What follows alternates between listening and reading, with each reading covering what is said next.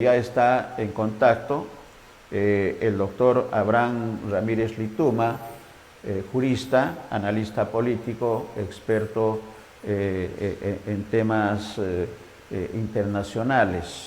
Para la apreciación primero en el tema nacional. Doctor Ramírez Lituma, bienvenido. ¿Qué reflexiones en el tema de la orientación de producción que ya está trabajando la secuencia que va a tener, el programa que va a tener en VIS Televisión, doctor Ramírez Lituma, las reflexiones con Abraham? ¿Qué reflexiones a esta hora, luego de lo ocurrido ayer en el Congreso de la República y en horas de la mañana por parte del Ejecutivo, con un nuevo gabinete y con Otárola Peñaranda, Alberto Otárola Peñaranda como presidente del Consejo de Ministros? Bienvenido, doctor Ramírez Lituma, bienvenido a Ánfora 2022.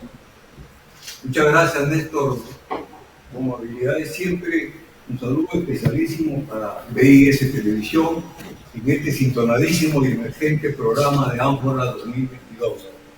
Aunque tú vas a tocar el tema con un experto en cuestiones internacionales, con mi amigo Álvaro Invita, yo quisiera, como es una reflexión de todos los acontecimientos nacionales e internacionales que están pasando, quería adelantar mi punto de vista.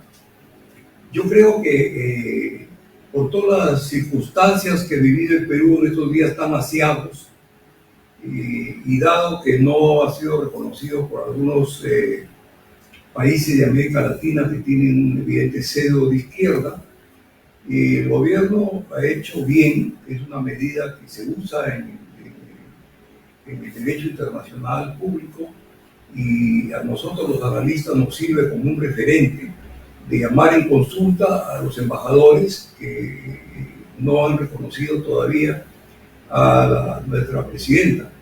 Es una medida que en el campo diplomático es duro, es una especie de advertencia de que no estamos satisfechos con algún hecho concreto de parte de ellos.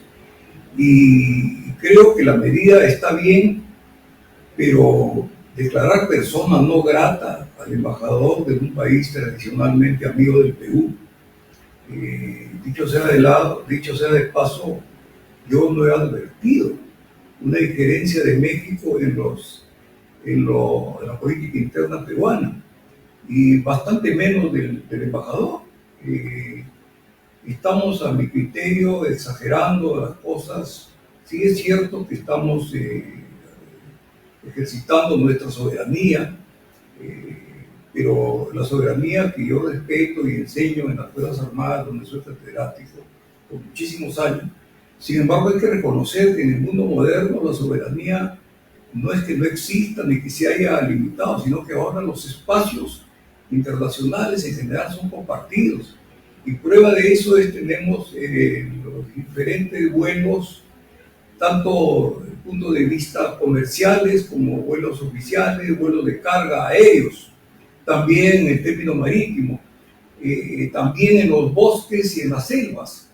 Y la Convención del Mar, a la que yo tuve el honor de ir representando al Perú, tanto en Nueva York como en Ginebra, por muchos años, creo que fueron 8 o 10 años que estuve representando al Perú, me di cuenta que la soberanía tiene en el mundo moderno un concepto que tiene como referente y base, por supuesto, el original, pero ahora ya tenemos espacios compartidos en todos los espacios internacionales, concretamente en el mar, concretamente en el espacio y en las selvas y en otros más.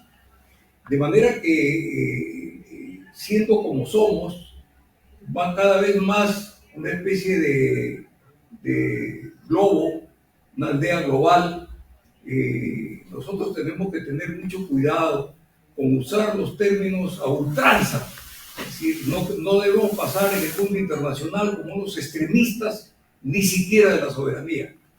De manera que, como analista internacional, como una persona de paz que ha estado en diferentes escenarios internacionales, A mí me preocupa mucho que el Perú tenga malas relaciones con cualquier estado del mundo, pero mucho mayor preocupación cuando se trata de México, que ha sido tradicionalmente nuestro amigo, me consta. Yo he trabajado en Naciones Unidas, en la FAO, y siempre los mexicanos han estado siempre de nuestro lado, incluyendo inclusive cuando estamos en el grupo de los 77, el grupo no alineado y todo lo demás. De otro lado, para bajar la tensión que en el Perú existe y nadie la puede negar, no podemos llegar pues, a estos extremos, y mucho menos a criticar que el gobierno mexicano haya dado asilo a la familia del presidente, del expresidente. Estamos echando más leña al fuego. La gente, los políticos en el Perú y mucha gente en el Congreso del Perú no se da cuenta que acciones como estas demuestran pues un ultra derechismo, que no viene bien, ningún ultra viene bien ahora que necesitamos unidad, que necesitamos paz. Yo parto de la siguiente base, que es muy respetada en el campo internacional. Cuando un país esté en emergencia, tiene que dar soluciones de emergencia. Aquí nosotros vivimos en emergencia y estamos dando, entre comillas, soluciones, como si no pasara nada. Y no es verdad, pues eso es desconocer la realidad nacional, y la realidad nacional tiene consecuencias internacionales. Eso era lo que quería adelantarme. Seguramente Juan Álvarez va a profundizar este tema, amigo Becerra, y quería como una introducción, y esto forma parte también de las reflexiones que yo voy a tener el honor y voy a tener el reto de estar en BIS con reflexiones para hablar en temas como hablando de la realidad nacional con proyección internacional.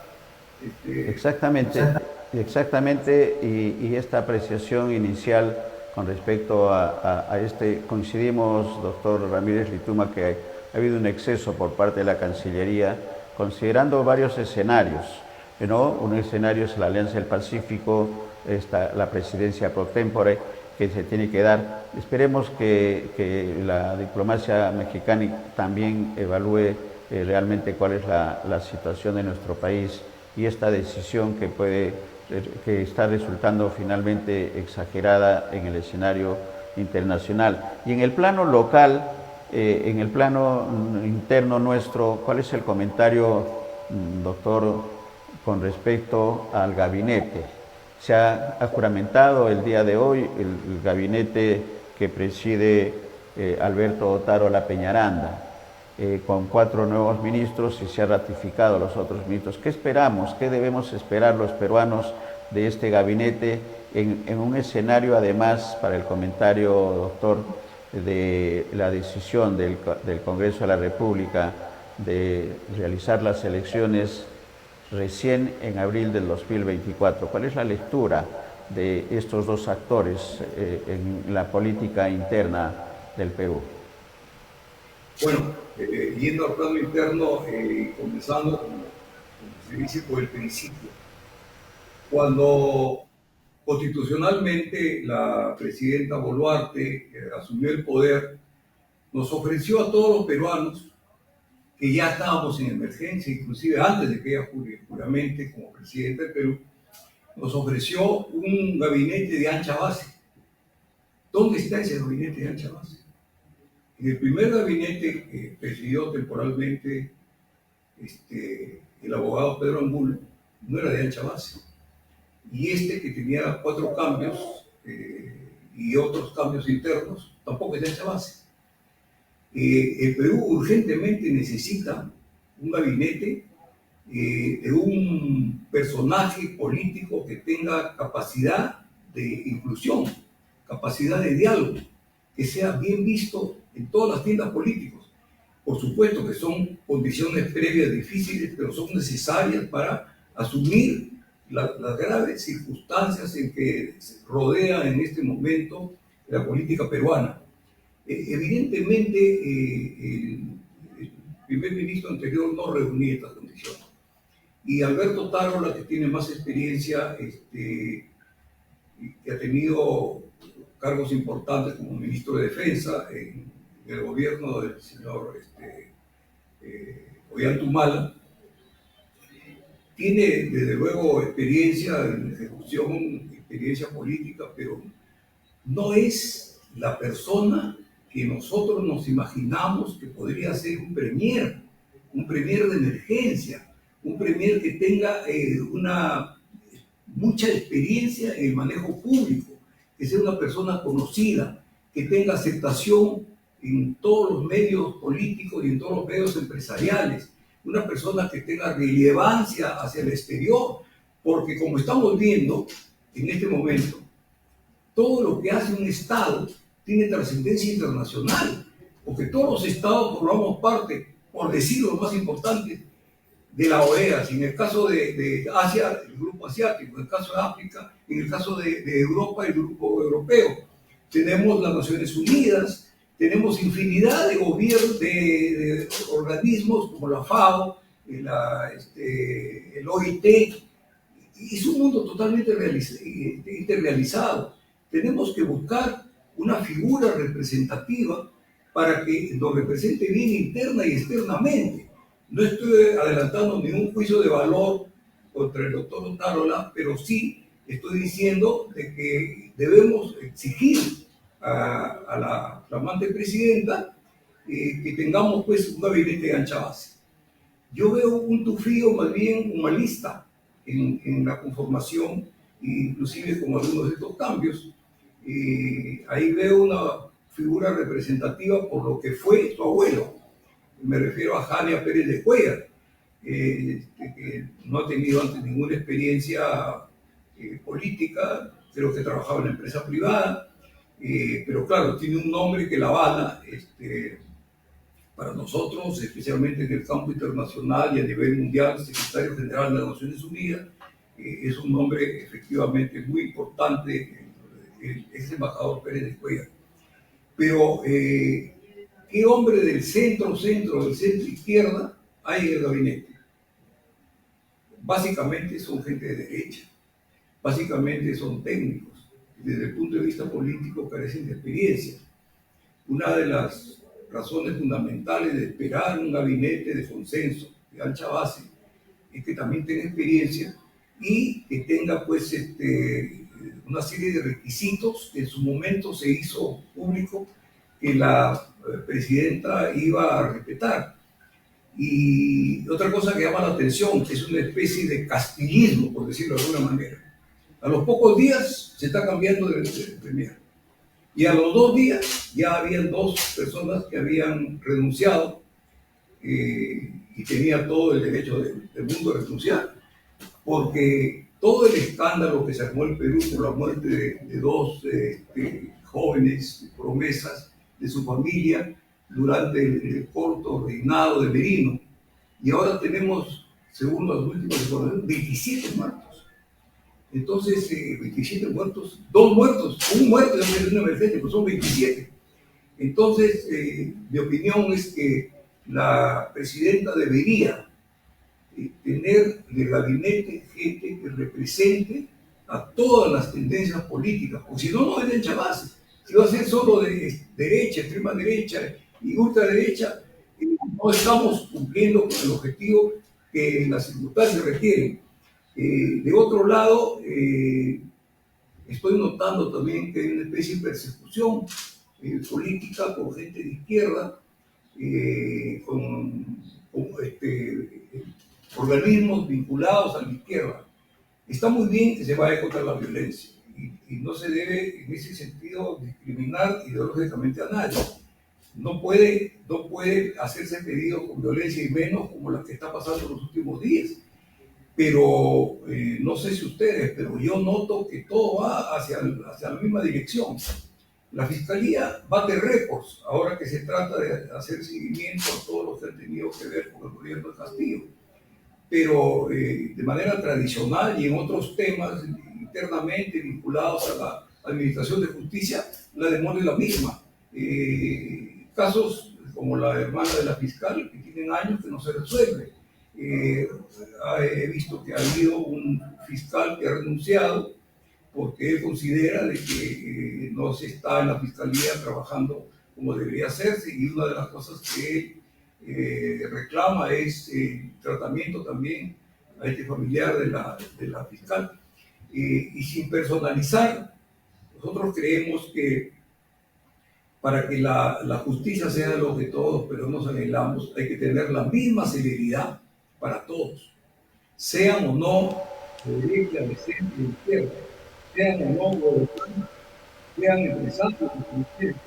Yo creo que este es un buen momento, después de terminar los aniversarios del Bicentenario, de que caminemos hacia un gobierno, a unos gobiernos en general de consenso, donde estemos representados todos, pensemos como pensemos. Y solamente es posible, como hacen en Europa, que sigue siendo nuestro reflejo en todo el manejo político, en la ejecución de la política, de que los gabinetes son siempre en lo posible de ancha base. Es muy difícil manejar un país como el Perú cuando tiene solamente un grupo ideológico y no representan a los otros. El pueblo del Perú tiene que saber que los tiempos son nuevos. Los tiempos son nuevos es cuando hay una inclusión política, cuando hay una tolerancia política. No puede ser que, como siempre ha pasado en el Perú, termina un gobierno y hay una persecución contra quienes participaron del gobierno. Tenemos que ser más solidarios, tenemos que hacerlo por el Perú, tenemos que hacerlo por la democracia, Néstor. Coincidimos totalmente con la expresión de tenemos que ser más solidarios y de un gabinete de ancha base que tiene bastante difícil la situación considerando que no tiene bancada, que no tiene respaldo en el Congreso de la República, que hace todavía mucho más difícil la situación, con un descontento popular que ha señalado que se vayan todos.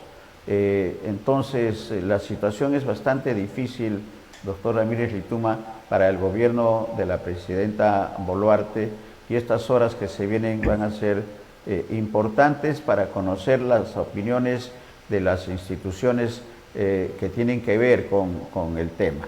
Y estamos hablando de la Asamblea Nacional de Gobiernos Regionales, AMPE, la Asociación de Municipalidades, también hay REMURPE, que son las municipalidades rurales, y de otras instituciones que tienen que ver con la sociedad civil organizada. Respecto a estos dos escenarios que estamos hablando, tanto del Ejecutivo como el Legislativo, con esta propuesta de hacer las elecciones el 2024, que para muchos entendidos, incluida la CGTP, señalan que es un periodo demasiado largo, considerando que el descontento está en las calles todavía, y nada asegura que este nuevo gabinete va a solucionar los problemas de manera inmediata. El descontento es sobre temas como la constituyente, el referéndum para saber si se realiza o no una asamblea constituyente. ¿Cómo está ese escenario? ¿Cómo ve ese escenario, doctor Ramírez Lituma, en el plazo inmediato? Es bastante difícil el escenario, pero el diálogo creo que es una de las fórmulas que se tiene que aplicar de inmediato. Porque le recuerdo al ministro responsable, con todo respeto a la presidenta Boluarte, que cuando ella asumió, hace muy pocos días, asumió el cargo, dijo que iba a mantenerse hasta el 2026, iba a cumplir todo el periodo de castigo, lo cual está obviamente mal, porque ella era una presidenta de emergencia, dada la gravísima crisis transitoria. Y de que casi el 100%, por exagerar, más del 90%, quería que se vayan todos. Que se vayan todos significaba también que se vaya ella, y significaba también que se vaya el Congreso. Entonces parece que recapacitó y después dijo que iba a consultar con el Congreso para ver la forma de acortarlo. Ahora, si este recorte es en 2024, el pueblo no está satisfecho con ello, nosotros que formamos parte del pueblo tampoco. El Congreso, primero, ni siquiera aceptó adelantar las elecciones. ¿Cómo es posible que con casi 90% de desaprobación el Congreso tenga la desfachatez de prácticamente vetar, retar al pueblo, diciéndole: Tú puedes pedir lo que quieras, pero yo me voy a quedar hasta el final. Ahora han puesto la fecha del 2024. Yo creo que una cuestión intermedia que a todos nos cae bien y que podría pedirse la comprensión de toda la gente que pide que se vayan todos, era en diciembre del año 23. Y al respecto, quiero relevar el hecho de que el doctor Salas, presidente del Jurado Nacional de Elecciones, ha dicho que los plazos se pueden acortar. Él es el experto, él es el que maneja y las maneja bien, porque a pesar de todo lo que se le dijo, él mantuvo el prestigio del Jurado Nacional de Elecciones en el caso de que la señora Keiko y los fujimoristas querían no perder a cargo de que encuentren lo que no había, el fraude. Entonces, si tenemos al presidente del Jurado Nacional de Elecciones que nos dice que los plazos se pueden acortar, y si tenemos el antecedente no muy lejano de que cuando se eligió presidente al presidente del Congreso de entonces, que representaba solamente a 3 congresistas de Acción Popular, me refiero al doctor Valentín Paniagua. El doctor Valentín Paniagua entregó el cargo haciendo elecciones 8 meses después. ¿Por qué tienen que demorarse ahora 1 año y medio o 2 años? Simplemente porque, desde mi punto de vista, el Congreso se siente muy fuerte con el apoyo que tiene la derecha en los grupos tradicionales, en los grupos empresariales, pero se olvida de la clase media, se olvida de la clase C, de la clase D, que son la mayoría de votos en el Perú. Pero yo además, estimados escuchas, tengo un punto de vista que se me reforzó el otro día cuando estuve escuchando a César Alejo Hilario de Exitosa Perú. Una buena razón, entre comillas, para que el Congreso no quiera entregar el poder en 2023 es porque se cumplen 50 años de las concesiones mineras, que tiene que ver con el petróleo, con la energía eléctrica, y tiene que ver también con la posibilidad de que se den concesiones de litio, que es un elemento material importantísimo. Quisiera recordarle a todos los oyentes de BS y en general de este afamado y emergente programa que están listos en el Congreso 37 proyectos para renovarse. Y estos contratos son los que se llaman contratos ley. Esos contratos ley son lesivos para el país, pero son ampliamente beneficiados para las empresas que logran esto, porque les da una seguridad jurídica que no tienen otros contratos de otro tipo. Y estos 37 proyectos tienen que ver con lo que estamos diciendo, la minería, el petróleo y la energía. El actual Congreso tiene especialísimo interés en esto, porque está de por medio los lotes petroleros del norte del Perú, y la resonancia de los medios de comunicación, qué coincidencia, estuvieron totalmente de acuerdo. Esto ha pasado la semana anterior. Por ejemplo, el comercio y gestión, la noticia que daban sobre el aumentar por 10 años estos contratos lesivos para el país, que son los contratos leyes, que son hasta ahorita 37. En el titular decían, el diario del Comercio y Gestión, parece que han puesto de acuerdo, se ha logrado, dice, un dictamen para homologar plazos. Aquí no hay ninguna homologación de plazos. Acá es seguir dándole beneficios extras, beneficios que van contra el fisco a diferentes empresas que en la época de Fujimori lograron estos contratos leyes y que justamente van a cumplir 50 años el año 2023. Entonces, uno se imagina que el Congreso, en lugar de fiscalizar y chequear los recursos, ahí sí soberanos del país, está siendo una especie de lobista de las grandes empresas. Entonces, está vetado, pues, inclusive para la emergencia, está vetado para los políticos, entregar el poder el 23. El 23 es un año sagrado para buena parte del Congreso, porque ellos están arreglando a su manera estos 37 proyectos. No es tanto el sueldito, que no está sueldito, que son varios sueldos, es que también hay otros negocios afines o parecidos. Vamos a poner el caso de que estos 37 proyectos no se llevaran a cabo. Entonces, Petroperú, que ha sido altamente financiada por el gobierno en los últimos años, de hecho una gran inversión, tiene una capacidad para refinar crudo de 90.000 barriles. Pero ¿cómo va a refinar 90.000 barriles si tiene que comprar el petróleo en el Perú? Es cierto que el Perú no es autosuficiente, pero Petroperú, si estos contratos ley los amplían 10 años más, son 10 años más que la infraestructura de refinar crudo de Petroperú no se va a utilizar. Entonces, esto es hacer patria, esto es la soberanía. La soberanía se invoca, claro, cuando se quiere perseguir o castigar a un político. Pero cuando se tiene que defender los recursos naturales, ahí nos olvidamos de la soberanía. La soberanía, como ya expliqué, es de alguna manera compensada con los espacios abiertos en el mundo, como el mar, el aire y los bosques. Pero no es tan ampliada cuando se trata de los recursos naturales. Aquí sí podría haber algún rasgo más amplio sin llegar a extremismos de lo que significa soberanía. Aquí no hay ninguna homologación. Aquí es dar por 10 años más estas enormes ventajas que todos los que estamos siguiendo la política de cerca de terreno.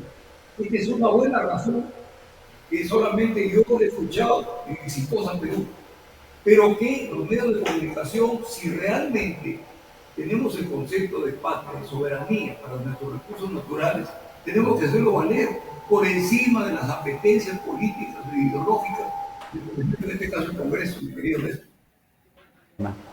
Tema para analizar en más profundidad, ¿no? Este tema del doble rasero, el doble comportamiento. Excelente la reflexión.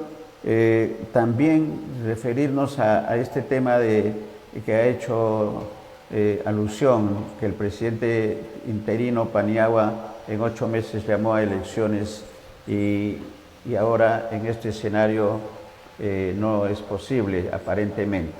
Vamos a ver qué es lo que pasa porque es la primera votación y hay una segunda votación y hay que esperar también el pronunciamiento de las instituciones y de los gobernadores regionales y alcaldes municipales en el tema del adelanto de elecciones y este otro tema que también está en agenda, doctor Ramírez Lituma, que es el tema del referéndum para una nueva constitución.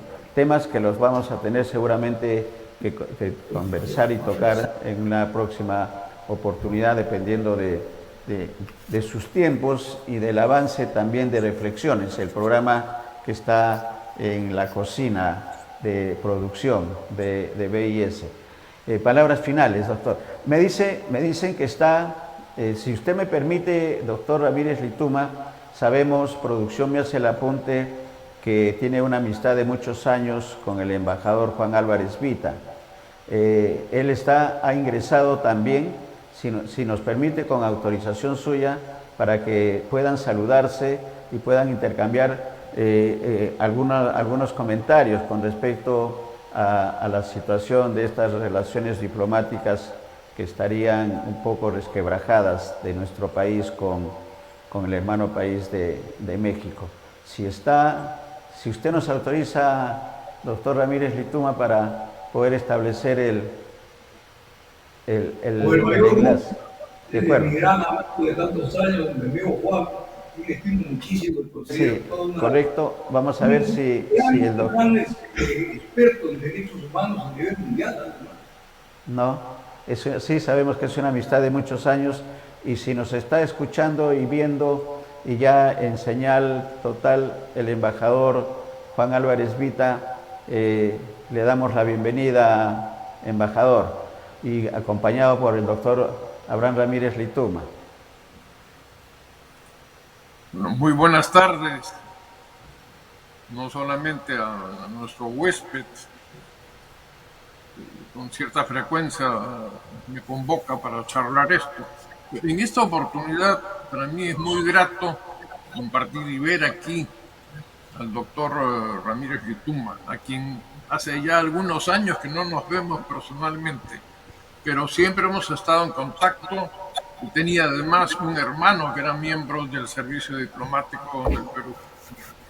Y bueno, no he estado presente aquí para poder oír todo lo que me imagino que debe haber estado hablando desde su punto de vista particular. Cada persona tiene también una manera diferente de ver las cosas, que depende no solamente de experiencias, sino a veces episodios que pueden remontarse a la infancia y que hacen que una persona vaya por ciertos caminos. Yo creo que esta conversación con mi estimado amigo Ramírez Lituma pues está en ese marco, ¿no? De conocer, los amigos también vamos cambiando y los encuentros son sumamente gratos. Así que con Totalmente. estas palabras te expreso el gusto que me da verte a través de la pantalla. Correcto, y yo voy a oficiar nada más de como si fuera un partido de tenis o de ping-pong, de árbitro, de juez en el centro. Además, la ubicación está adecuada para darle el pase al doctor Abraham Ramírez Lituma para el saludo también y este reencuentro que no estaba planificado, pero que producción nos permite y nos da la posibilidad de hacerlo, no solamente por la amistad, entendemos, sino también por el conocimiento y coincidencias en muchos de los pensamientos públicos que tienen ustedes con respecto a la situación de nuestro país y las soluciones. El patriotismo de ustedes está ampliamente ratificado por sus expresiones públicas, pero le doy el pase a don Abraham Ramírez Lituma, el doctor, para el saludo también con la presencia de nuestros televidentes, con un gran amigo de muchos años, el embajador Juan Álvarez Vitt. Adelante, Abraham. ¿Cómo está? Muchas gracias, Néstor. Nosotros los que hemos tenido la oportunidad, no digo la suerte, porque yo en temas tan importantes como las capacidades internacionales de las personas, yo no digo que es una suerte, es una cosa que uno se la gana con su esfuerzo, con su trabajo. Cero. Y desde ese punto de vista, para mí es gratísimo tener un saludo a alguien como Juan, que ha dedicado prácticamente su vida un poco con la toma. y a un punto importantísimo en la vida de la humanidad en general, como son los derechos humanos. Yo me considero, en realidad, un seguidor de Juan en ese punto.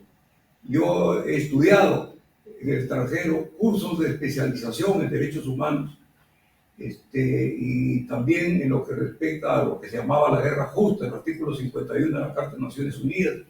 He estado en una serie de eventos nacionales con Juan y hemos compartido tribuna en lugares muy importantes, pero yo considero, y aquí me dirijo a Juan, yo considero que en los análisis de los expertos en la política nacional e internacional en el Perú,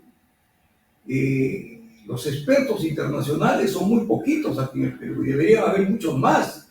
El tema internacional no es solamente un tema que se le debe dejar a Torretal, que además lo hace muy bien, sino que habemos expertos que estamos por el mundo haciendo una serie de misiones, también desde el punto de vista de las relaciones internacionales. Yo he sido funcionario de FAO, he trabajado en el Consejo de Seguridad, y todo eso me da una experiencia para poder, yo veo acá, Juan, un déficit en los análisis que se hace de la política en los diferentes medios de comunicación en el Perú. Se deja casi de lado el tema internacional.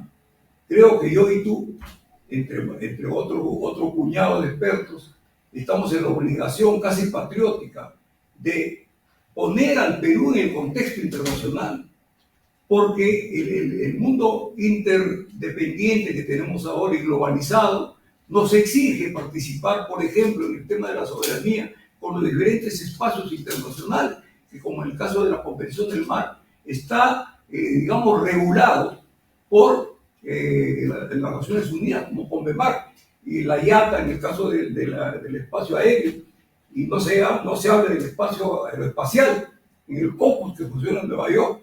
Así que yo me considero que tengo un aliado más en Tijuana. ¿Y qué tipo de aliado?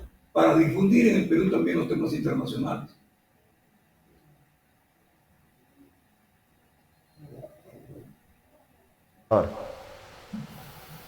Gracias por tus expresiones, que creo que constituyen, junto con las mías, una introducción al tema al que se me ha invitado a tratar, que es sobre la situación actual desde el punto de vista de la diplomacia, ¿no? Hay muchísimos otros temas, como has mencionado tú, la cuestión de la Convención de Mar, ¿no? Que es algo que todavía falta que se esclarezcan las cosas y que requiere también de la participación de los juristas, de los políticos, bajo una nueva concepción de las cosas. Lamentablemente en el tema de la Convención de Mar, los partidarios de un bando y los del otro, pues han entrado incluso hasta en ofensas de carácter personal que no contribuyen absolutamente en nada para clarificar, sobre todo para la mayoría de la población peruana, qué cosa es lo que está ocurriendo con esa convención. Ahora, con respecto a lo que viene ocurriendo en este momento aquí, que son cuestiones de larga data, pero hace unos minutos estuve escuchando las declaraciones del presidente de México en una conferencia de prensa y ahí se ha referido a que aquí en el Perú ha habido en los últimos 6 años 5 presidentes, ¿no? Y yo creo que en todo el contexto que ha tenido su declaración sobre el Perú, ha ido tal vez un poco más allá de lo que podría esperarse, ¿no? Hacer un análisis que se puede compartir o no, pero que despertará también muchas polémicas aquí en el Perú. Señala las diferencias que existen entre la sierra y las otras regiones del Perú, y eso es algo que no podemos decir que no exista, porque lo es. Y no solamente geográficamente, sino en las zonas andinas hay algunos lugares en los que casi se está viviendo tal como se vivía hace 500 años, ¿no? No hay un adecuado servicio de salud. Bueno, en los medios urbanos, como los de Lima, tampoco lo hay. No podríamos hablar que somos el paraíso ni nada, ¿no?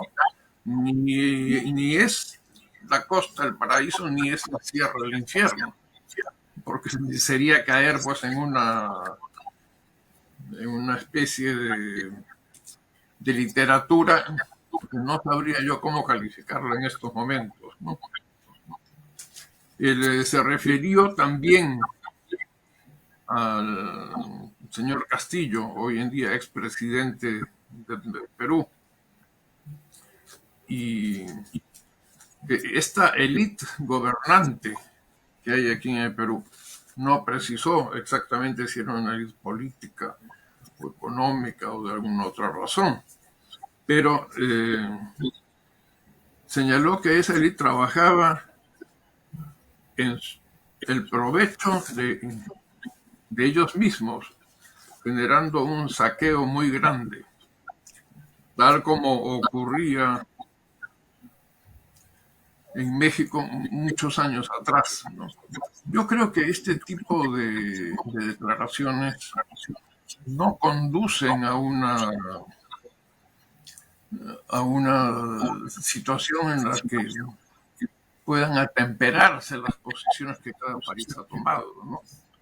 Nosotros podemos comprender lo que ocurre en México en muchas cosas, pues avanzadas, se encuentra en un nivel de desarrollo que tampoco es parejo.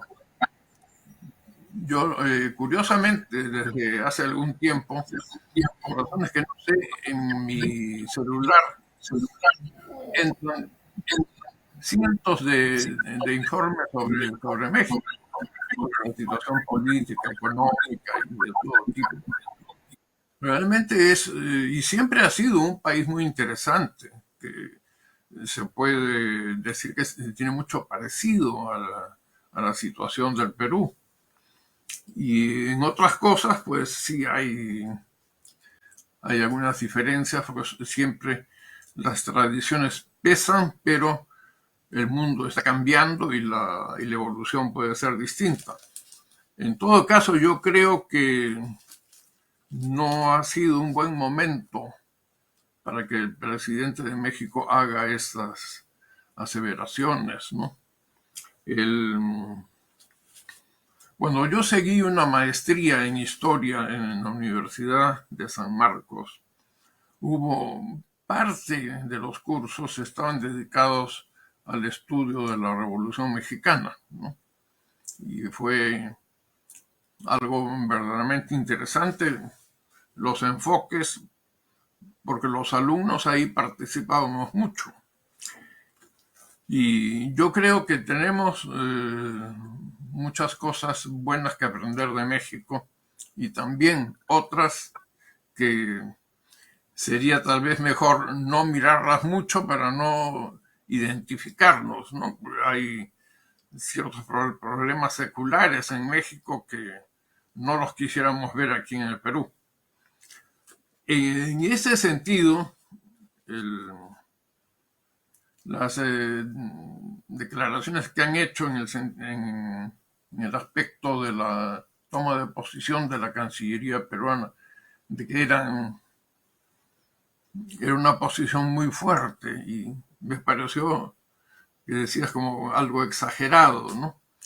Bueno, yo creo que entre países que se consideran hermanos hay que trabajar también siempre por un mejor entendimiento, ¿no? Yo creo que las declaraciones que el presidente de México ha efectuado hoy por la mañana podrían modificar algunos aspectos en el sentido de que si se tomó por parte de la Cancillería una posición muy dura o no. Si nosotros comparamos a los gobiernos latinoamericanos en sus prácticas diplomáticas, yo diría las ofensas y expresiones entre presidentes de otros países del mundo son sumamente fuertes. Por ejemplo, cuando oímos lo que dice el presidente chino, ¿no? Y algún país de corte occidental, que podría ser Gran Bretaña, ¿no? Son verdaderamente muy fuertes, como también son muy fuertes las posiciones que los Estados Unidos toman frente a China y los términos. Yo creo que si un lenguaje parecido se aplicara aquí en América Latina, encontramos que la manera de actuar y de razonar no es similar a la que estoy indicando. Si ahora tenemos una posición de la Cancillería, que tú decías, bueno, es un poco fuerte, pero yo diría que en el contexto latinoamericano, en el contexto nuestro, sí podrían justificarse, ¿no? Cuando uno está en una sesión de las Naciones Unidas, bueno, en la época de la Guerra Fría que está regresando, ¿no? Uno decía, pero ¿cómo pueden mantener las relaciones públicas, ¿no? Entre estos estados? Ya si esto ocurriera con el Perú y otro país latinoamericano hubiera sido pues impensable, por lo menos en aquel momento. Para mí ha sido muy interesante haber escuchado esa parte de tu intervención. y creo que es también muy útil considerar cómo se ven las cosas. Uno puede ver a través de un telescopio algo que una fotografía a gran escala puede mostrar con otra cara diferente. El, el comunicado que México, seguido de Argentina, Colombia, Bolivia, pues para mí ha sido bastante fuerte. Hacía mucho tiempo que no se percibía algo tan tirante, ¿no? Y por otra parte, pues sin mayor justificación, porque las cosas se pueden decir en su integridad sin tener que estar hiriendo al vecino, ¿no? Yo creo que en ese sentido, pues estos países han debido considerar en mucho el pasado común que hemos tenido entre nosotros, ¿no? Y considerar esas cosas también, porque las interpretaciones que nosotros podemos hacer cuando tenemos especialidades en derecho internacional pueden no ser parecidas a las que el grueso público puede tomar, ¿no? Esto creo que con Lectura, ¿no? respecto a lo que he oído esta mañana del presidente de México, a mí no me ha parecido conveniente, ¿no? Él indicó también dentro de su disertación otras cosas que también son interesantes, ¿no? Cuando se refirió a la familia del expresidente Castillo, que ya se encontraba en territorio mexicano. Y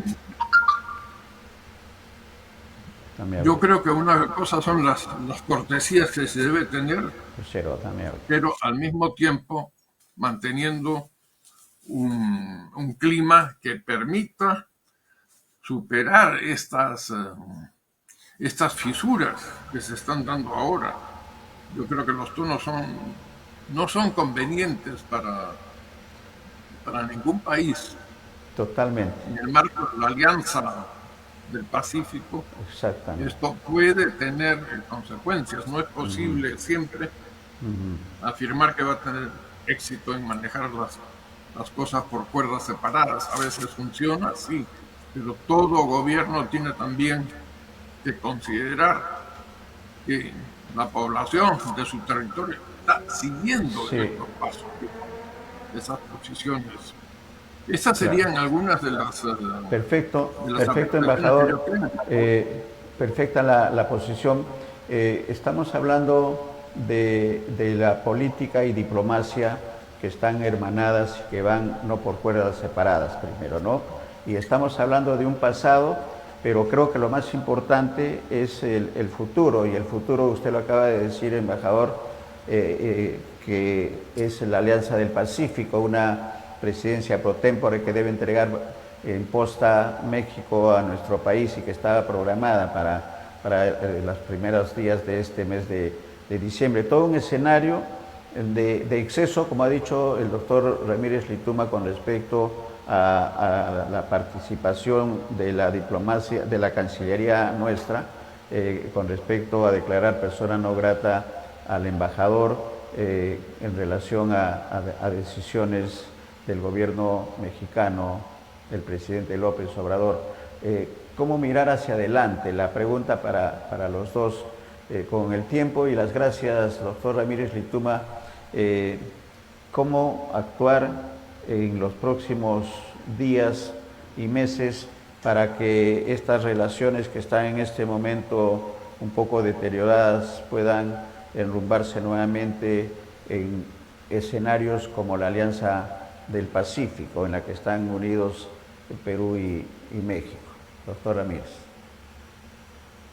Efectivamente, yo saco muchas interesantes conclusiones dentro de lo anotado por mi amigo el embajador Alvarezita.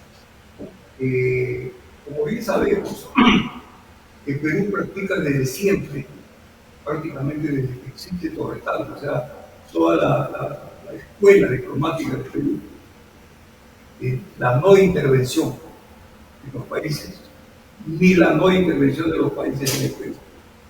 Pero yo, a raíz de estas últimas demasiadas circunstancias, me he preguntado, he hecho un análisis lo más imparcial posible, si hay herencia de México de la vida política del Perú. ¿Cómo?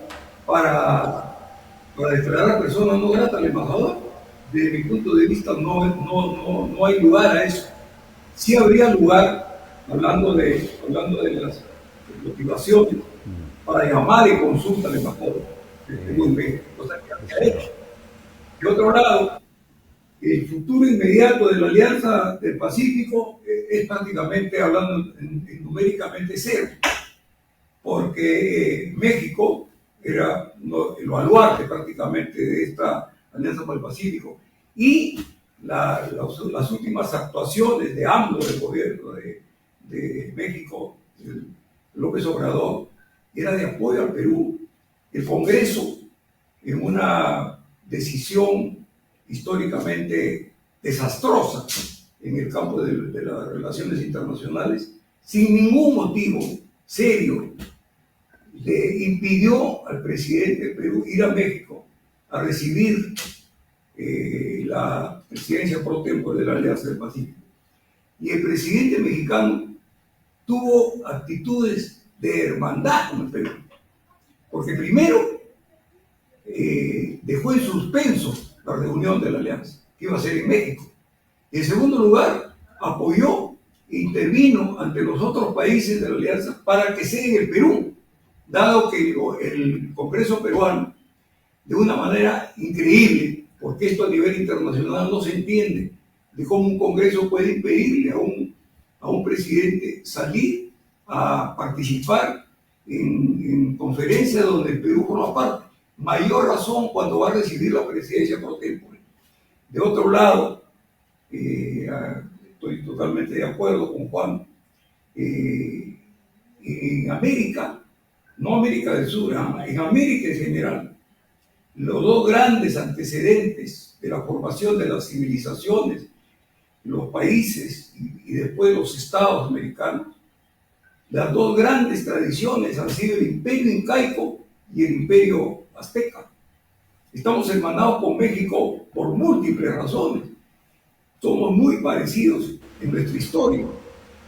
Al comienzo, inclusive, de la República Dominicana del Perú y de México, el golpe de Estado, que finalmente en ambos países va en este momento prácticamente en decadencia. Y yo quiero felicitar públicamente a las Fuerzas Armadas del Perú, porque desde el primer día llegó al poder el presidente Castillo. Ha recibido tocadas de puerta para dar golpe de Estado. El primer golpista en el Perú ha sido siempre, en este caso último, ha sido el Congreso.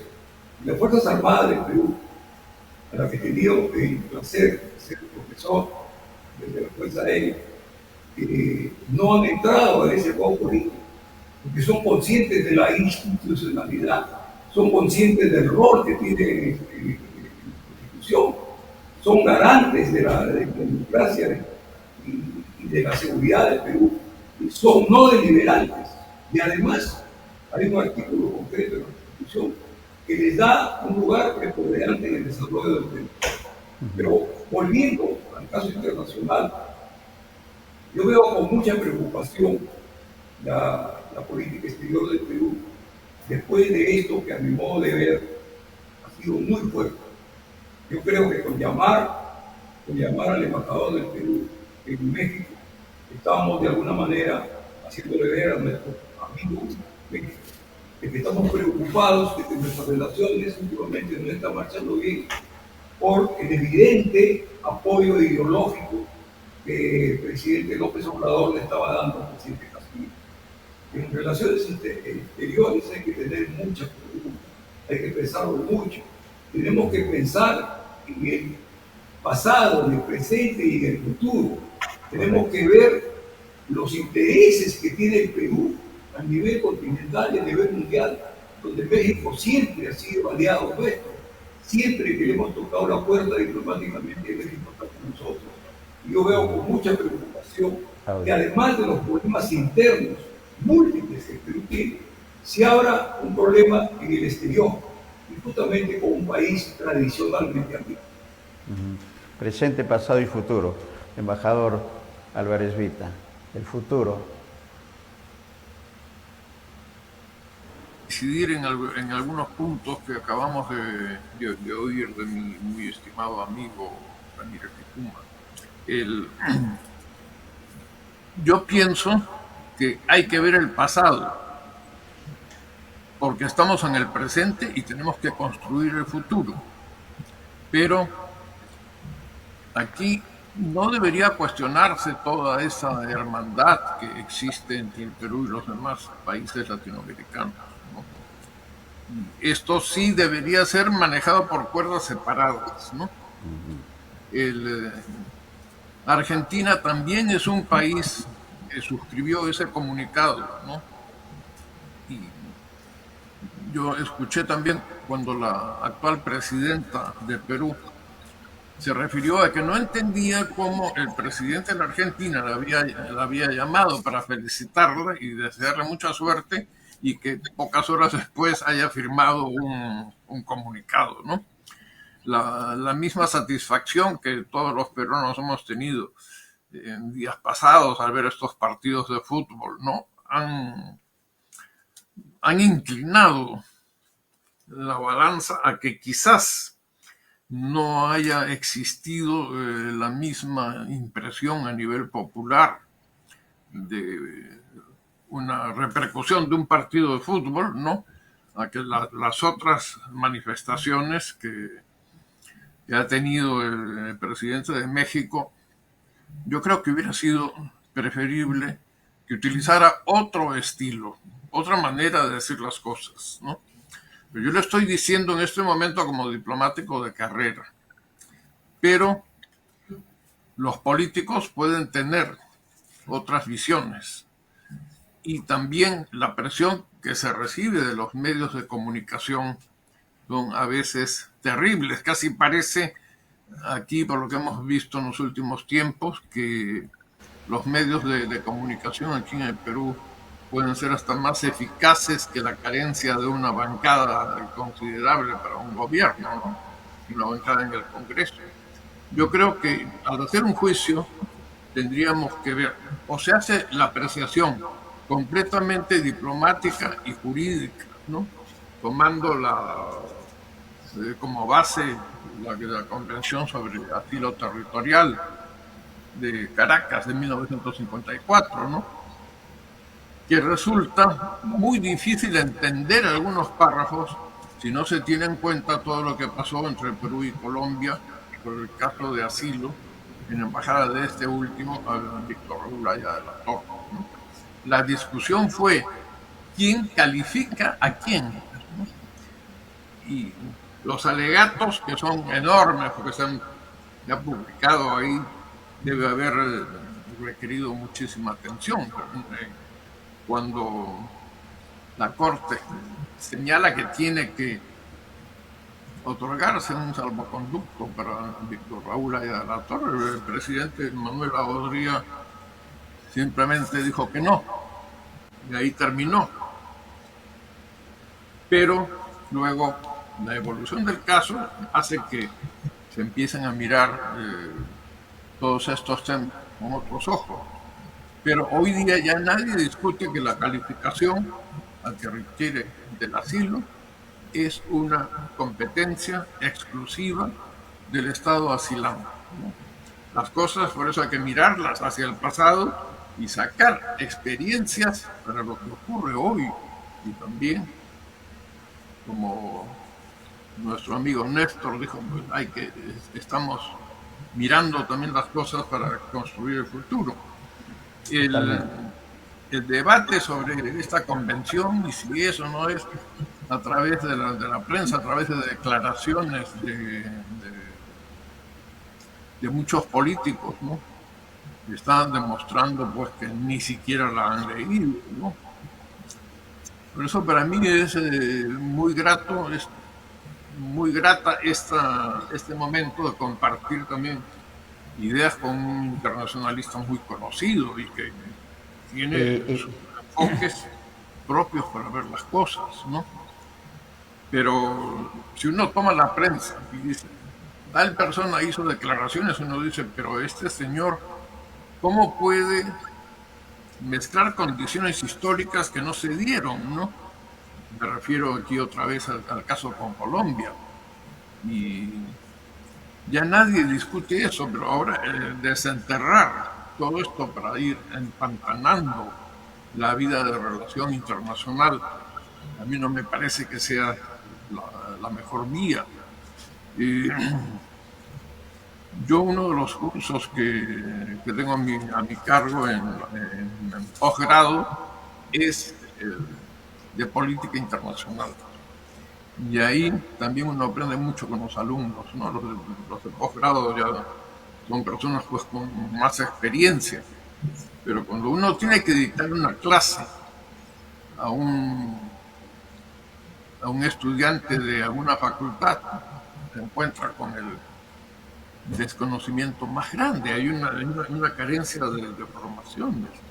Yo recuerdo que en una clase universitaria, hablando sobre la crisis en el Oriente Medio, un alumno levantó la mano y me dijo, ¿y dónde queda Irán? Bueno, si estamos en una clase con alumnos que se supone que han dado pues un examen, ¿no? Para entrar ahí y que les pregunten eso. Y luego yo pregunto a la clase que me digan algún caso específico de algún país limítrofe con el Perú. Y uno de ellos levanta la mano y me dice, Argentina. Yo le digo, ¿me puedes indicar qué ciudad importante hay cerca de la frontera entre el Perú y la Argentina? Entonces, la clase, todos los alumnos estaban escuchando como que no entendían absolutamente nada. Y este alumno me dice, en este momento no me acuerdo, pero deme unos minutos para que mi memoria funcione y le voy a decir el nombre de la ciudad. El silencio continuó hasta que uno de ellos le dijo, oye, pero si el Perú Frontera. no tiene fronteras con Argentina, ¿no? Bueno, pero eso es en un determinado nivel. Pero ya en posgrado, los diálogos entre los profesores y los alumnos son realmente muy gratos, ¿no? Por el nivel cultural y de formación en general que tienen ellos. Entonces, yo creo que así como internamente nos falta diálogo entre nosotros, también externamente yo creo que tendría que haber más encuentros a nivel presidencial, por lo menos entre los países latinoamericanos, ¿no? Porque conocer personalmente a una persona es muy distinto de cartas o teléfonos. Y esos vínculos, esas relaciones de amistad que surgen en estas conferencias internacionales, yo creo que son sumamente valiosas para la conducción de la vida internacional del Perú. En esta Diálogo, vida internacional hay que considerar también que el proceso de globalización no es tan global como se suele pensar, ni es solamente económico. Tiene que haber también una diplomacia cultural. Yo he vivido, por ejemplo, 5 años y medio en Indonesia, ¿no? Un país asiático, con una visión muy distinta del mundo, como lo podemos ver aquí. Y también los malentendidos de carácter religioso, ¿no? Las principales religiones mundiales. Es también un factor que está influyendo. A veces uno piensa que no mucho. Ayer, por ejemplo, se publicaba una noticia procedente de México en que el presidente de la República, a él se le estaba diciendo que una participación de carácter religioso en el gobierno mexicano, ¿no? Tendría que darse, bueno, yo no sé en qué medida pueda tener influencia la cuestión religiosa en México, pero si consideramos su devoción por la Virgen de Guadalupe, ¿no? Si consideramos la guerra de los cristeros, ¿no?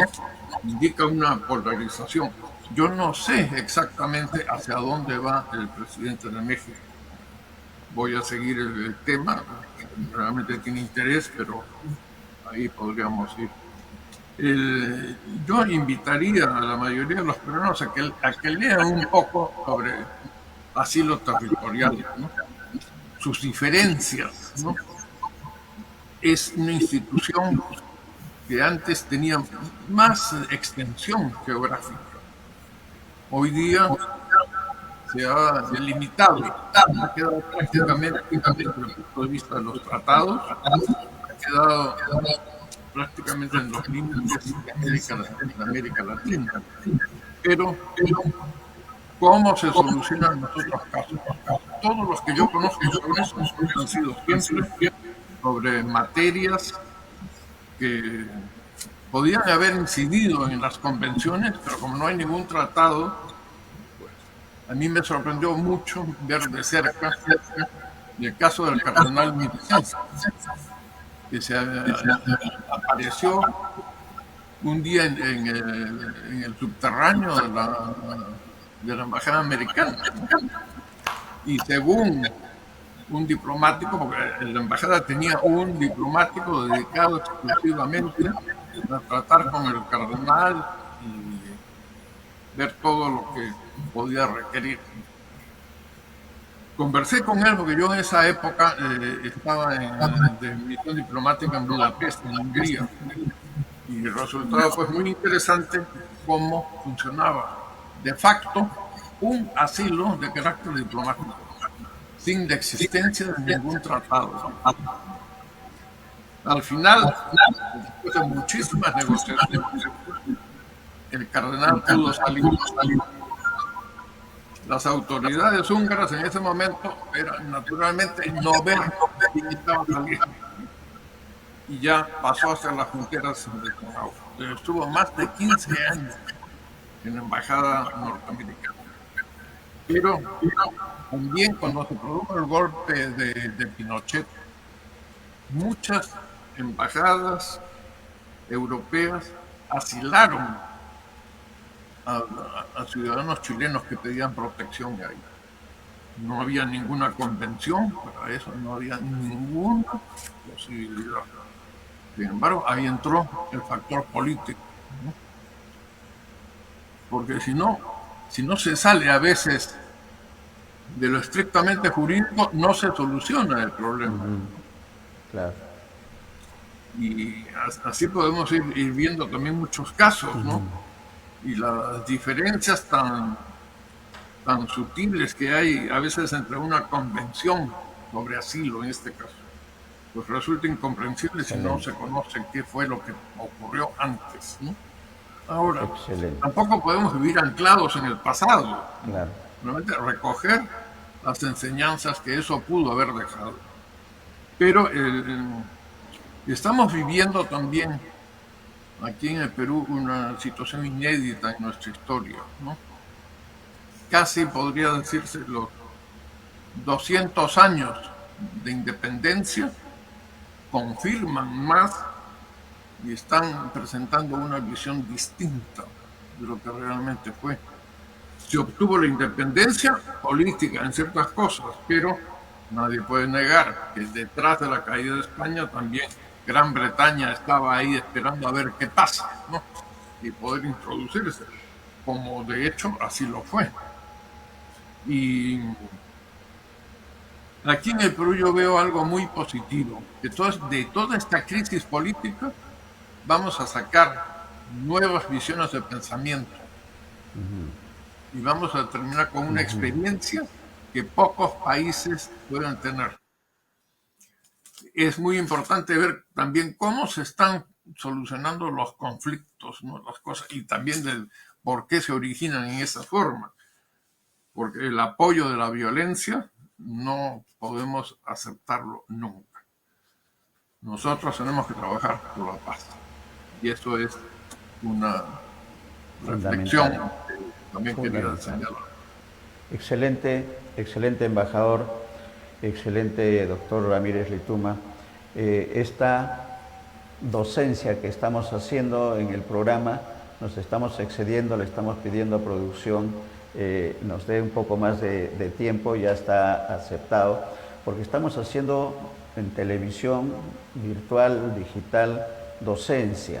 Estamos hablando del pasado, del presente y sobre todo del futuro, pero además con una visión, creo, optimista. Yo les pediría, para cerrar estas reflexiones, que va a ser el nombre del programa que va a tener el doctor Ramírez Lituma muy pronto en BIS, y esta conversación que podríamos haber llamado, si la llamamos, si le damos un nombre a esta interesante conversación, diálogos de Juan y Abraham. Y nuestros televidentes deben estar complacidos de esta conversación, porque estamos hablando además de una necesidad de comunicación. Con mucha precisión, embajador, señala la falta de comunicación, el diálogo necesario que se tiene que dar en esta situación inédita que está viviendo nuestro país. Y si yo tengo que agregar algo solamente, con la modestia del comunicador, es señalar que también tenemos que tener en cuenta el pensamiento que viene de las regiones hacia Lima. Los grandes cambios sociales en los años que tenemos como comunicadores han venido de los movimientos regionales, tanto del sur, del norte y del oriente, que van a hacer cambiar lo que con mucha precisión se dice, ¿no? Estamos viviendo cosas inéditas y eso es bueno para mejorar. Pregunta final con una reflexión sobre si somos optimistas o pesimistas con respecto a la situación actual que estamos viviendo y que debemos de salir de todas maneras, porque de peores situaciones hemos salido. Al doctor Abraham Ramírez Lituma le pedimos su participación. Gracias por el tiempo, doctor. Hemos abusado, creo, pero con mucha justificación, en beneficio de nuestros televidentes que están complacidos. Estamos viendo por interno los comentarios. ¿Optimista o pesimista con el futuro de nuestro país, doctor Ramírez Lituma? Sí, mire, uno de los grandes objetivos que tenemos en BIS es hacer docencia, porque estamos en este caso concreto, el caso del asilo, en el tema de, digamos, la familia Castillo, estamos dándonos cuenta de que los opinólogos no tienen casi la menor idea de lo que es asilo. Yo estaba observando las intervenciones de los diferentes analistas en los medios de comunicación televisivos y me daba cuenta que ellos objetaban el asilo de la señora Paredes de Castillo y sus dos hijos menores, poniendo una serie de cuestionamientos. Esos cuestionamientos, si es que existe, lo hace el país que va a asilar, en este caso México. No se hace desde el punto de vista del país, en este caso del Perú. Y yo he permitido conversar con dos de ellos y se me hacen unas preguntas elementales sobre lo que es así, no tengo la menor idea. Igualito me pasaba cuando yo iba a lo largo y ancho del país dando conferencias sobre la Convención del Mar. Me decían una serie de cosas que eran barbaridades, que nosotros en la Convención del Mar, en los 8 años que yo asistí representando al Perú, nunca se dijo. Y otros temas internacionales he notado la misma incapacidad o desconocimiento. El 100% de las personas con las que yo discutí por varios años la conveniencia o no solamente de firmar la convención que está firmada, sino de reconocerla, porque es todo un proceso. La firma termina con el acta final de la reunión, de las reuniones, Eso pasa del Ejecutivo, que es el Relaciones Exteriores, al Congreso, donde en el Congreso se va a debatir si la ley internacional se convierte en una ley nacional, que ese es el tema que está pendiente todavía. Pero el tema es que eran unas opiniones que inclusive llevaban a lesionar la relación de amistad y de respeto que merece todas las personas que tienen idea, porque no habían leído la Convención del Mar. La Convención del Mar debe leerse y releerse, porque para los que hemos estado practicando en la Convención por años representando al Perú, es más o menos fácil leerlo, pero eso tiene que ser un esfuerzo. Pero si quiero opinar sobre un tema tan importante como es este, por ejemplo, ahí solamente quiero tocar esto, si otro día Juan me acompaña sería magnífico. Todo lo que es llamado los recursos minerales, los fondos marinos, eso es la minería del futuro. Cobre, por ejemplo, el que se produce ahora en todo el mundo, en el fondo del mar, sería 15 o 20 veces más. Y aquel que no ha formado parte de la comisión, ratificando la convención, no es socio de la llamada SONE. Entonces, ¿qué competencia puede haber entre una minería terrestre frente a una minería de los fondos marinos? Por poner un solo ejemplo. Y en este caso concreto, volviendo al tema, yo les pediría a la gente que opina sobre este tema que lea pues, algunos aspectos concretos del derecho internacional. Yo soy catedrático de derecho internacional también en las universidades y en las Fuerzas Armadas. Y yo quisiera hacer, aprovechando esta circunstancia, una recomendación.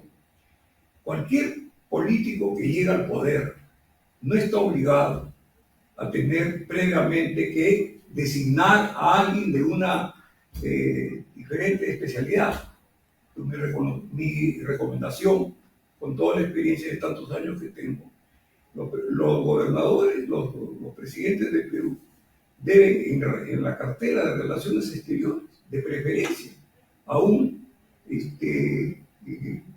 diplomático en el retiro, y en todos los casos de actualidad, pero en el retiro ya tiene la experiencia además de dedicarse a estos temas.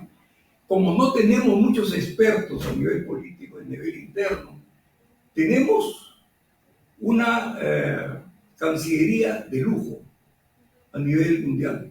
Lo he comprobado yo que he estado en los 5 continentes por diferentes razones académicas y algunas veces también cumpliendo actividades diplomáticas.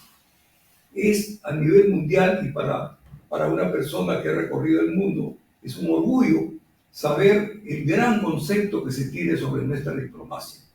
Entonces, en el factor político, no desechemos una oportunidad tan grande como tener a Torre Tagle al servicio de la política en el Perú. Y para terminar, quisiera agradecerte de una manera muy especial, Néstor, que además de la gentileza de cederme el espacio, ahora me ha dado el tremendo placer, que efectivamente hace algún tiempo físicamente no se daba, de mandarle un inmenso abrazo a mi gran amigo Juan Álvarez Vita. Muchas gracias de mi parte. De acuerdo, y producción me está haciendo un alcance que vamos a conversarlo con ustedes, va a depender de sus tiempos, de tener un programa que se llame Diálogos, lo que habíamos dicho inicialmente, Diálogos de Juan y Abraham, porque hay 2 temas que se ha puesto ahorita en agenda, que es la Convención del Mar, y también yo agregaría otro de los acuerdos que no tiene mucha difusión y que está distorsionado en los medios de comunicación de señal abierta, que es el Tratado de Escazú, que también es importante difundirlo. Así que va a depender del tiempo de ustedes, doctores y embajador, además de poder tener estos diálogos que pueden ser los días miércoles o jueves, dependerá de los tiempos. Pero regresemos a esta reflexión, doctor y embajador Álvarez Vita, de esta situación de optimismo o de pesimismo que tenemos con respecto al futuro de nuestro país, el Perú de hoy, y de las cosas que están sucediendo en estas últimas semanas. Bueno, realmente me parece una idea muy feliz la de juntar a dos personas o más, ¿no?, para tener estos diálogos. Para mí, como ya lo dije, ha sido gratísimo. La última vez que nos encontramos personalmente fue en Miraflores, a 2 cuadras del óvalo de Miraflores, en la avenida Arequipa. Llegábamos en posiciones opuestas, ¿no? Y realmente me satisface mucho esta experiencia, ¿no?, completamente ignorada por mí, ha surgido de la forma magistral que Néstor Becerra tiene para conducir un debate como este. Aquí ha habido también las conversaciones que he tenido con mi buen amigo Abraham Ramírez Lituma, y no sé si siempre los diálogos pueden ser tan cordiales como han sido estos, ¿no? Y hablando de la cordialidad, quisiera terminar, ya que se ha mencionado la Convención de Marcha. Yo creo que tiene que restaurarse primero la visión histórica. Yo pasé mucho tiempo en el archivo de la Cancillería buscando todos los antecedentes del derecho del mar. Y después he asistido a conferencias, ¿no?, en las que expertos hablaban y yo decía, pero ¿de dónde sacan eso? Están diciendo todo lo contrario de lo que fue, ¿no? Entonces, me parece que por ahí habría que empezar desde el principio, ¿no? Que cada uno haga también un mea culpa, ¿no? Yo dije esto no es así, ¿no? Yo recuerdo hace muchos años en una conversación que tuve con Andrés Aramburu Menchaca, ¿no?, que él era opuesto a la Convención de Mar. Y me dijo algo que quiero compartirlo ahora. Me dijo, ven, te voy a enseñar, mira, acá tengo yo mi archivo personal. Mira lo que yo dije, ¿no? Acá está el discurso con su respectiva grabación. Dije sobre esto. El embajador tal me cita, ¿no?, pero recorta, va quitando solamente un lado y el otro no. Entonces dijo, a mí a veces hay gente que cree que estoy mal del cerebro, pues no es así. Dijo, acá tienes las pruebas, ¿no? Después he ido a muchos eventos también sobre la cuestión de la Convención de Mar. Es realmente que hay que decir, esto surgió así, en esta forma, ¿no? Y luego ha habido pues una evolución, porque lo que no evoluciona está condenado a morir, ¿no? Cuando mencionaste la cuestión de la utilización de los fondos marinos, ¿no?, ahí me trae a la memoria la posibilidad de declarar a los fondos marinos como patrimonio común de la humanidad, ¿no? Y se dice, si el Perú no entra aquí, no va a disfrutar de las ventajas de esto. Bueno, yo diría primero restaurar la verdad histórica, y segundo, cuando cada uno, que ya quedan muy pocos de los artífices, me parece que ya uno o dos, ¿no?, los demás, la ley de la humanidad, que es la de morir, se los llevó. Pero creo que ese es un asunto que puede ser organizado también en algún momento. Yo estoy seguro que Abraham estará pues muy contento de participar en eso. Y hoy día, con los medios virtuales, puede estar en Estados Unidos, en la China, donde sea, y le acomodan las horas para eso. Néstor, muchísimas gracias nuevamente por esta invitación y por la oportunidad para ver a mi antiguo amigo. Es decir, antiguos no significa que la amistad haya desaparecido, Al contrario, pero sí la lo he distancia seguido fortalece. siempre por su trayectoria, con mucha solvencia de honradez intelectual. Así que ya no me queda más que decir, creo que el próximo encuentro será después de la fiesta de Navidad, ¿no? Pero Néstor tiene siempre la gran capacidad de que uno es invitado por él y luego uno dice, bueno, ¿y cuándo viene la próxima, no? porque en estos diálogos, en estas declaraciones, uno va también aprendiendo mucho. El mundo no siempre es como uno pensó. Siempre aprendemos. Muchas gracias y muy Gracias también. felices fiestas de Navidad y Año Nuevo. Gracias, embajador. Gracias, embajador. Creo que salimos aprendiendo todos de estas interesantes reflexiones, comentarios y este optimismo de que vamos a salir de la situación. Agradecido a ustedes dos por esta oportunidad en nombre de nuestros televidentes. Cumplimos con la misión de informar, que creo que esa es la principal responsabilidad que tenemos en BIS, y ustedes forman parte de la casa de BIS y para nosotros es un honor siempre tenerlos y sobre todo compartir los conocimientos de la experiencia y de la trayectoria diplomática, jurídica y de vida que comparten con nosotros. Gracias, un abrazo, feliz Navidad, porque nos vamos a encontrar, vamos a ponernos de acuerdo con producción para la próxima semana poder tener un diálogo, el diálogo de Abraham y de Juan, el diálogo de Juan y Abraham. Gracias, muchas gracias amigos.